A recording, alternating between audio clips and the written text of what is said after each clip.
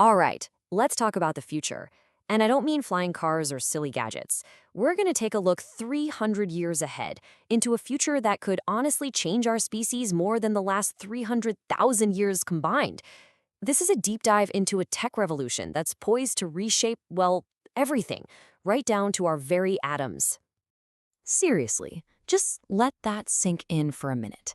What if the changes barreling towards us are so huge, so fundamental, that they make our entire evolutionary history look like a footnote? I mean, that's the scale of the transformation we're talking about here. It's a completely mind-bending idea, and you know what? It all kicks off with one single explosive concept. So here's the plan for our journey. We're going to start with the spark that lights the whole fire, the intelligence explosion. Then we'll see how that rewrites our economy, our biology, our solar system, and yeah, even the very meaning of our existence. Let's get into it. Okay, first up, the intelligence explosion.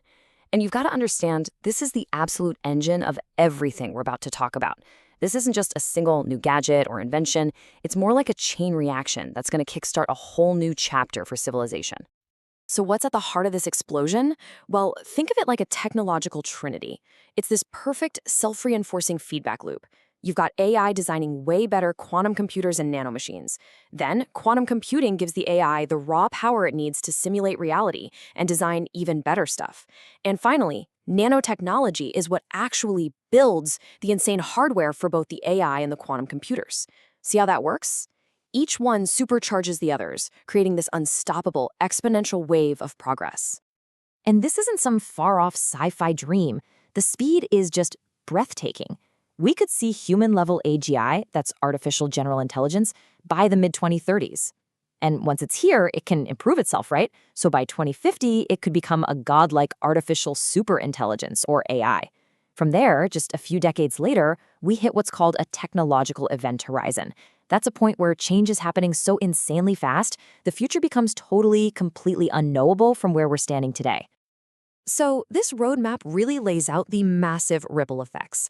Let's dive into the very first and maybe biggest one, the complete and total transformation of our economy. All right, so if you have near infinite intelligence at your disposal, what's the first thing you solve? Our oldest problem, scarcity.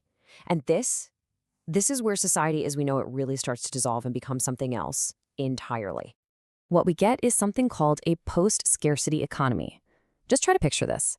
Tiny little nanofactories guided by that superintelligence, building literally anything you can think of from the atoms up. Food, gadgets, life-saving medicine, all of it created on demand for basically zero cost. You can see how this doesn't just change our economy, it completely breaks the old model. Right now, our whole world runs on labor and capital, right? But this future runs on automated abundance.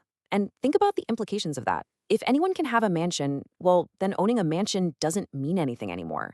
The whole concept of value flips on its head. It shifts from what you have to who you are and what you've experienced. Status isn't about wealth anymore. It's about wisdom and creativity. This really captures that fundamental shift in what we value as a society. We'd move away from just stuff, from materialism, and focus on the only things that are still scarce, unique perspectives and incredible personal journeys. And this leads to maybe the most personal question of all. I mean, think about it for yourself. If you didn't have to work to survive, if every single one of your needs was just met, what would you do? What would give your life meaning? This existential question could become the central challenge for all of humanity. So, while humanity is wrestling with this huge question of purpose, that same incredible technology that remade the outside world gets turned inward. And this is where things get really wild. This is where we cross the post-human threshold and start to literally engineer our own evolution. And look, we're not talking about some clunky VR headset. The idea here is for intelligent, non-invasive nanobots that just travel through your bloodstream. They'd create a direct, seamless, super high-speed link between your brain cells and a synthetic neocortex that lives in the cloud. You'd literally be connecting your mind directly to the global superintelligence. And the result of making that connection? A million-fold expansion of our intelligence. I mean, that's a number so big it's hard to grasp. Think about the intelligence gap between a squirrel and Albert Einstein. Okay, now multiply that gap by 10,000. 1,000. That's the kind of leap we're talking about. Every single augmented person becomes a super genius, thinking at the speed of a machine. So this inevitably creates a whole new spectrum of conscious beings. You'd have your baseline humans, the ones who choose to opt out. You'd have the augmented majority with their brain-computer interfaces and biological immortality. You'd have digital minds, people who have uploaded their consciousness. And of course, you'd have the pure AIs themselves. The very definition of what it means to be human just completely shatters. Okay, so we've transformed our society, we've transformed ourselves. What's next? Well, this new post-human civilization starts to look outward. It begins to apply its incredible power to reshape the solar system itself. This is where humanity becomes a true planetary and then interplanetary force. Let's take a project like terraforming Mars. The plan is actually pretty elegant.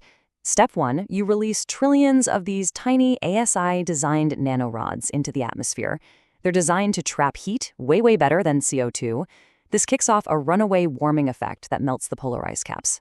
Step 2, you seed the planet with engineered microbes that take that new, thicker atmosphere and start converting it into air we can actually breathe.